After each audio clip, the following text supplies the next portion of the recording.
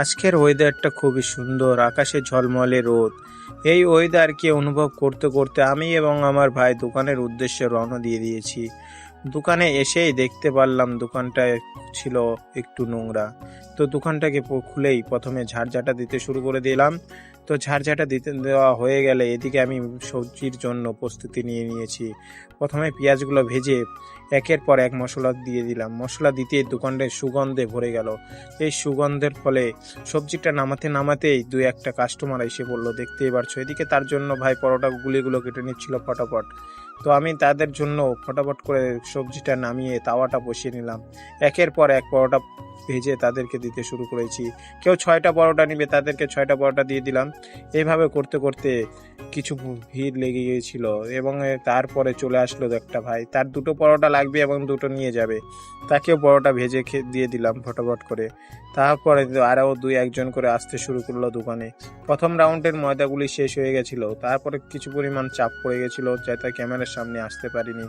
এভাবে একে একে সব জিনিসগুলো দিতে দিতে আমাদের দোকানে লাস্টের দিকে দেখতে পারছো কিছুই পরিমাণ সবজি বেঁচে নেই। এদিকে ময়দা টয়দা সবই শেষ হয়ে গেছে। তারপরে শুরু হলো আসল প্রস্তুতি, আসল যুদ্ধ। তার জন্য প্রথমে পেঁয়াজ ছুলে নিয়ে এদিকে ফটাফট করে আমি পেঁয়াজ কেটে নিচ্ছি। আর এদিকে আকাশটা মেঘলা মেঘলা লাগছে, তার জন্য এদিকে আমি ফটাফট করে পেঁয়াজটা ভাজতে শুরু করেছি। আর এদিকে দেখতেই পারছো বৃষ্টি শুরু হয়ে গেছে। ভাবছি বিকেলে কি আজকে বিরিয়ানিটা বিক্রি হবে কি না, তার জন্য দেরি না করে এদিকে মশলা রেডি করে রাইসটাও পাকিয়ে নিলাম। রাইসটা পাকানো হলে আমি বিরিয়ানির জন্য মাংস দিয়ে এবং রাইস দিয়ে দমে বসিয়ে দিয়েছি। দমে বসানোর পরে বিরিয়ানির হাঁড়িটা যেই খুলেছি, সুগন্ধে আরেকটা ভাই চলে আসছে। দেখতে পারছো, এসে বলছে, দাদা আমাকে 3 প্লেট বিরিয়ানি দাও। তাকে তার জন্য 3 প্লেট বিরিয়ানি তাড়াতাড়ি প্যাক করে দিলাম। 2000 years later. বিকালে দোকানে এসে দেখতে পাচ্ছি দোকানটা ফাঁকা। এদিকে ভাই চাউমিন রেডি করে রাখছি, কিছু বিরিয়ানি ছিল। তারপর একের পর এক কাস্টমার আসতে শুরু করলো, কেউ চাউমিন নিচ্ছে, কেউ বিরিয়ানি নিচ্ছে।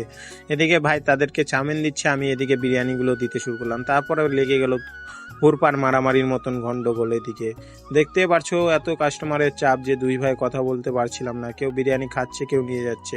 এভাবে করতে করতে সমস্ত মাল শেষ করে ফেললাম। তো এই ছোট্ট ভাইয়ের গল্পটা যদি তোমাদের ভালো লাগে তো একটা শেয়ার করে যাইও। আজকে আমি 365 দিনের 14 নম্বর দিনটা পূরণ করলাম। আগামীকাল যদি এরকম মিনি ব্লগ দেখতে চাও অবশ্যই আমাকে একটা ফলো করো। দেখা হচ্ছে পরের ভিডিওতে।